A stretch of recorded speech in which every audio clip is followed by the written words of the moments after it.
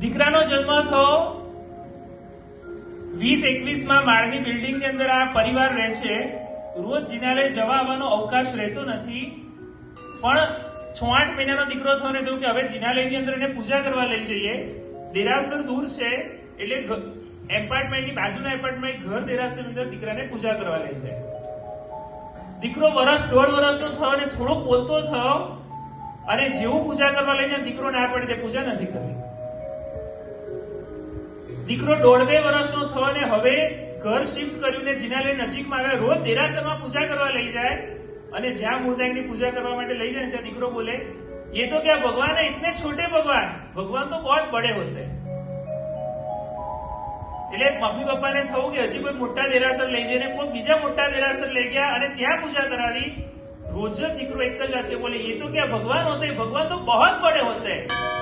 ઘણા બધા જિનાલયમાં એને પૂજા કરવા લઈ જાય પણ રોજ એક જ વાક્ય, ये भगवान बहुत छोटे, भगवान तो बहुत बड़े होते हैं, भगवान तो बहुत बड़े होते हैं, भगवान तो बहुत बड़े होते हैं. મમ્મી ને પપ્પાને થાય કે રોજ આ બધી વસ્તુઓ બોલે છે. એમ કરતા કરતા 2.5-3 વર્ષનો દીકરો થયો અને એક વખત આ દીકરાને લઈને શત્રુંજય ગિરિરાજ ઉપર આવ્યા. જિંદગીમાં પહેલી વાર આ શત્રુંજય ગિરિરાજ ઉપર આ દીકરાને લઈને આવ્યા. દીકરાને લઈને યાત્રા કરવા માટે ઉપર ગયા. આદિશ્વર ભગવાનને જોયા. પક્ષાલ કરવા માટે ગયા ને જ્યાં પક્ષાલ માટે ગભારાની અંદર ગયા દીકરો નાચી ઉઠ્યો અને દીકરો બોલ્યો, मैं बोलता था ना कि भगवान बड़े होते, देखो यही भगवान होते.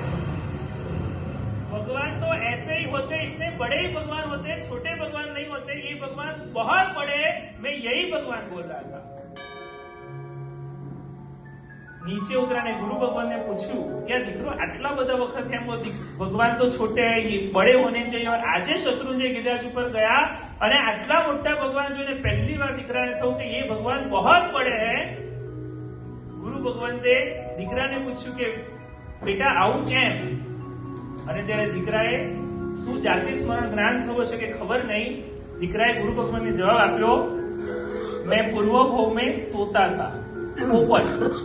હું પોપટ હતો. આ શત્રુંજય ગિરિરાજ ઉપર આવતો હતો. વારંવાર શત્રુંજય ગિરિરાજ ઉપર પોપટ બનીને આવતો હતો. કોકે ચોખા મૂક્યા હોય ને, સાંજ પડે બપોર પડે એ પાટલા ઉપરથી ચોખો લઈને શત્રુંજયના આદિશ્વર ભગવાનના ચરણોની અંદર એ ચોખો મૂકતો હતો. રોજ ચોખાની દાદાની ભક્તિ કરતા કરતા દાદા સાથે એવું તાદાત્મ્ય થઈ ગયું.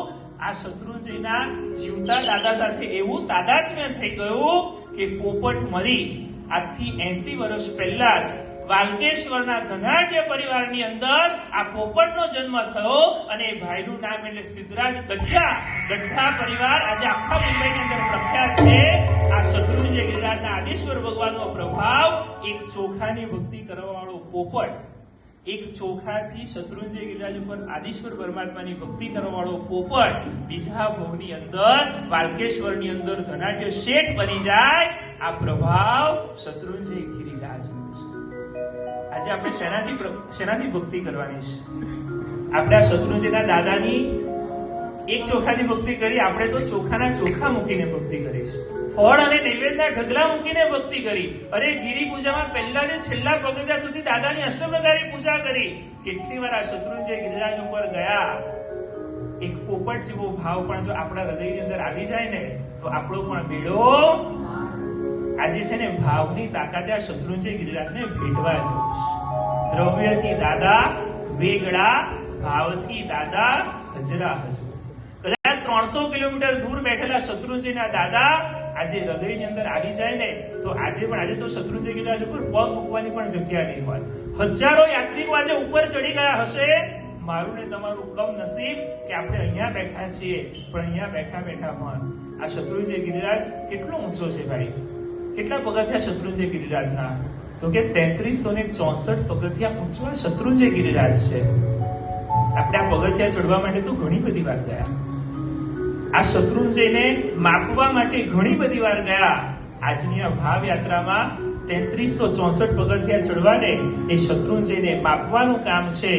આજે અહીંયા બેઠા બેઠા એક પણ પગથિયું ન ચડીએ માપવા માટે ઘણી વાર ગયા. આજે આ શત્રુંજય ગિરિરાજને પામવા માટે જવું છે. માપવા માટે ઘણી વાર ગયા.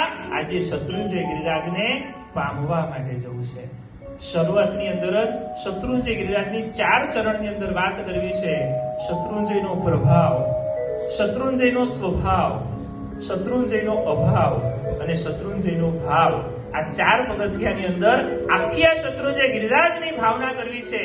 પણ એક જ વાત, અહીંયા બેઠા બેઠા પણ મનની અંદર એમને વિચારતા હું વડોદરામાં બેઠો છું, બસ એમ જ વિચારવું છે હું શત્રુંજયની છાયાની અંદર બેઠો છું.